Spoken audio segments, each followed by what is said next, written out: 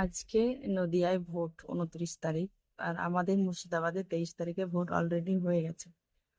তো কোনোদিনও কি তোমরা দেখেছো পুলিশ বলবে যে তুমি টিএমসি কে ভোট দাও বা সিপিএম কে ভোট দাও?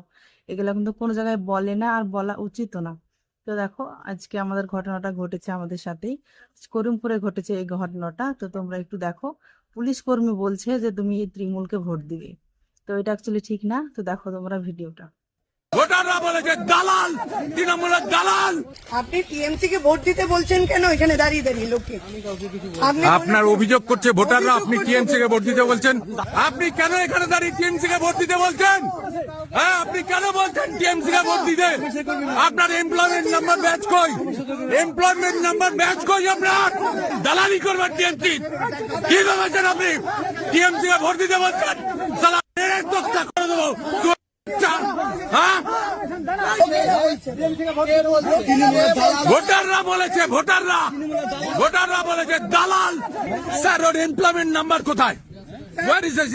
ভিডিওটা সম্পূর্ণ দেখলে আমার মনে হয় যে ছেলেটা বোধহয় পুলিশ নয়। পুলিশ হলে তো ওখানে এখানে ব্যাজ থাকতো, নাম প্লেট থাকতো, ওটা কিন্তু নেই। মনে হচ্ছে এটা নকল পুলিশ। তো তোমাদের কি মতামত একটু জানিও।